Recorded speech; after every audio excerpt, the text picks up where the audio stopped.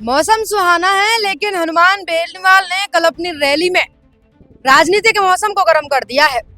अगर आपने कल उनकी रैली के कुछ क्लिप्स अपडेट इंडिया के पेज पर देखे हो तो शायद आप समझ गए होंगे कि मैं उन किन बातों की बात कर रही हूँ, उन किन मुद्दों की बात कर रही हूँ जिनमें हनुमान बेनीवाल ने सीधे तौर पर सरकार को निशाना साधा है।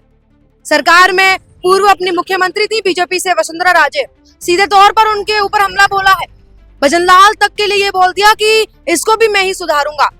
एक बार पूरा मामला बता देती हूँ। कल बीकानेर में महा रैली थी आरएलपी की, राजस्थान लोकतांत्रिक पार्टी, हनुमान बेनीवाल की पार्टी है। 7 साल पूरे हो गए थे। इस उपलक्ष्य में बड़ा कार्यक्रम आयोजित किया था और उस कार्यक्रम में अपने संबोधन में उन्होंने लगातार जो है कई ऐसे मुद्दे, कई ऐसी बातें कह दी जिससे सीधे तौर पर केवल सरकार ही नहीं, विपक्ष यानी कांग्रेस को भी हमला बोला है उन्होंने। तो बोले कि वसुंधरा राजे ने ऐसे उस टाइम पे कहा था कि इनको तो जेल में पड़वा देंगे, लेकिन उस टाइम हनुमान बेनीवाल ने एक बात कही थी कि इनको तो मैं 7 समंदर पार इनके दोस्त ललित मोदी के पास भेज दूंगा, और भेज भी दिया।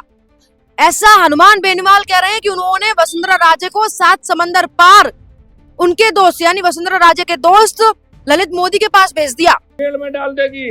मैंने कहा तेजा जी का भक्त हूँ, इसको 7 समंदर पार ललित मोदी के पास भेज दूंगा, और वसुंधरा को 7 समंदर पार उसी जगह भेज दिया जहाँ उनके दोस्त ललित मोदी भाग गए थे यहाँ से। और साथ ही एक बात और कहते हैं वो कि उन्होंने गहलोत वसुंधरा दोनों को सुधार दिया और कई प्रशासनिक अधिकारियों को भी सुधारा है। और उनके साथ अब बारी है भजनलाल शर्मा की।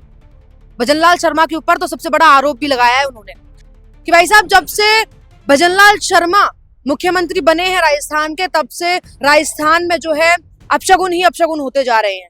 लगातार अग्निकांड होते जा रहे हैं, यानी अग्नि अपशगुन जो है अब भजनलाल को उन्होंने एक नया नाम दे दिया है। और गहलोत के बेटे को हरा के उसको भी ठीक किया, वसुंधरा को भी ठीक किया, और भजनलाल को भी मैं ही ठीक करूंगा राजस्थान के अंदर। यानी अब हम ये मान लें कि हनुमान बेनीवाल जो है लगातार सरकार ही नहीं, विपक्ष पर भी हमला बोल रहे हैं, दोनों सरकारों को घेर रहे हैं और साफ बोल रहे हैं कि ना तो अब हमको भजनलाल सरकार चाहिए, बीजेपी चाहिए, और ना ही कांग्रेस चाहिए। अब चाहिए आरएलपी, जनता को भी चाहिए और आपको भी चाहिए।